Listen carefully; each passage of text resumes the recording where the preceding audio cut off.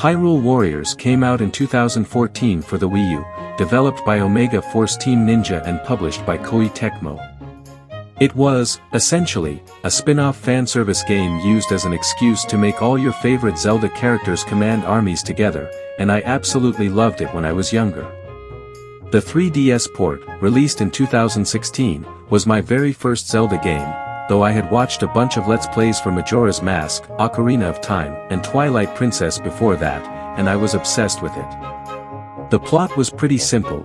The Guardian of Time guarded time and became a Link fangirl. Ganondorf split her soul into two characters, Lana, a regular fangirl, and Sia, a rabid stan. Sia was such a huge fan of Link that she opened portals to all the other Zelda games so she can turn all the Links into minifigs to add to her Zelda memorabilia collection. And then Ganondorf shows up and gets sealed away. I loved this game to bits, and I loved the Zelda franchise even more, but my favorite character at the time wasn't a pre-existing Zelda character, but Lana, one of the original characters introduced in the game. I loved her so much I leveled her up all the way, learned to main all her weapons. My favorite was her Deku Spear by the way, and even designed my entire persona after her. Sia, Lana's counterpart, wasn't a character I was really interested in, though I do remember headcanoning that the reason her skin was darker than both Lana's and the Guardian of Times was because of Ganondorf giving her a Gerudo physical form. I'm not sure why, but, recently, I got back into the game. I now main Sheik, Midna, and Zelda with Ira Pierre if you wanted to know, and, out of curiosity, checked what people thought of characters like Lana, new characters made for the game.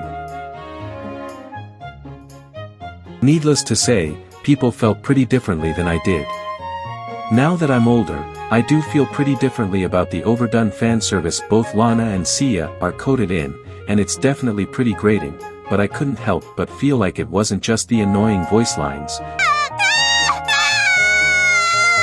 the overly sexualized intro, the bug eyes, or even their huge roles in the main plot despite them being new that made them not feel like Zelda characters. So I redesigned them. The first step was analyzing what made their designs feel not Zelda-like, and the first thing that jumped out at me is the absence of exaggerated shape language. Even characters from Twilight Princess, the most realistic in terms of style, are made of big shapes. Agatha is nothing but circles to show her soft and sweet personality. Zelda is mostly made up of squares and triangles to show that she's more serious in this game. Even Midna's true form is made up of one big triangle and some rectangles to show that, despite being more elegant and serious, she's still the mischievous and fun character you've spent the game with. At most, Sia has her witch hat and Lana has her little cape thing, but apart from that neither of their designs have big shapes that show their character. Another thing is their color palettes. The majority of Zelda characters have two big colors in their designs, accompanied by some black or white, or maybe brown, so their color schemes are usually analogous or complementary, mostly the latter, with details in a third more neutral color. Sia, however, is only made up of red, black, and white, while Lana is essentially just different shades of blue. Add on to that the dozen of details, different patterns, and just strange design choices, shout out to that single lone braid on the back of Lana's head, and you end up with characters that look more like they're from Fire Emblem than Zelda. For Sia's redesign, I had three main guidelines in mind: play more into the Crow theme her mask sets, make her design less ridiculous, and take inspiration from Midna. I feel like her mask is the coolest part of her design, so I tried to play more into it by adding feather-like ends to her dress and sleeves. I think it really suits her role in the story, with her being an observer of Link's story from a viewpoint outside of time itself, kinda like a bird looking down at what's under it from its perch and all that, and also because darkness.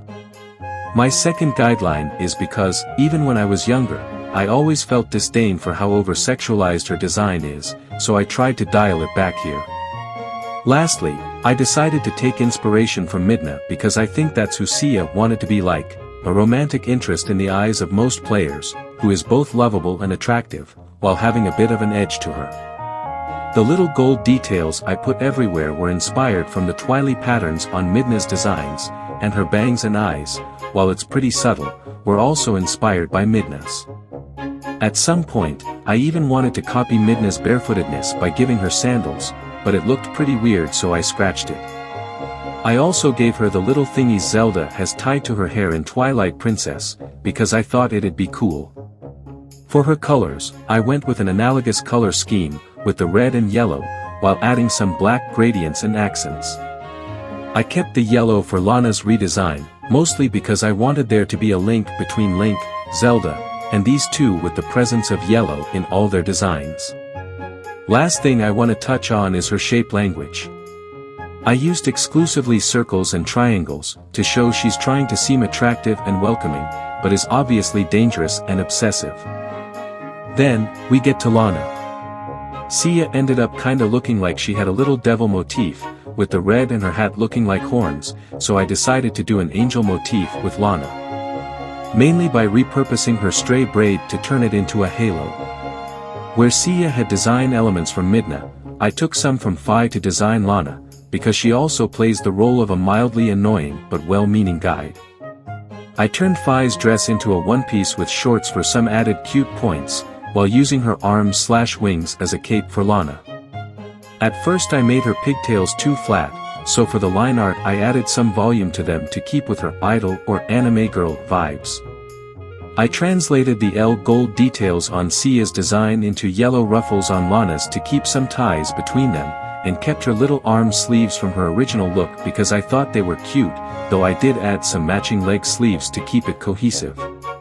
I kind of wish I had found a way to add some feather details in her design as well, not only to further the angel theme but also so we could have a Sia as a crow and Lana as a dove sort of deal, but with all the ruffles I felt her design was already too busy for that. Another reason I went with pigtails is because I wanted to make it kinda like an inverted version of Sia's hat, but a little more subtle than just putting Sia's hat but upside down. For Lana's colors, the first thing I wanted to do was change her skin tone. I put it in grayscale to make sure it was consistent with Sia's, but I made it colder so it would fit with her blue. Speaking of, because of her blue and the yellow I kept from Sia's design, it gave her a nice complementary color scheme. Add some whites into it, and you've got the stereotypical angel yellow, white and blue color scheme. How convenient. Her shape language is pretty simple, I just put circles and curves everywhere I could, with the occasional triangle here and there. Here they are, side by side. I'm pretty happy with both designs, though I'm not completely sure on the color placements for Lana. I made their designs pretty simple, mainly because I used the designs made by Yusuke Nakano for Ocarina of Time as a guideline. Basically, I wanted to make them look like they'd fit in Ocarina of Time. I think I succeeded in this for Sia, but went a bit overboard with the details in Lana's design. I'd get rid of the holes in her arm and leg sleeves, and make the ruffles bigger so there'd be less of them. I think that'd make it simple enough to fit. This was just my ramblings voiced by a text-to-speech bot over a speed paint, but I hope you enjoyed this video, if only for background noise.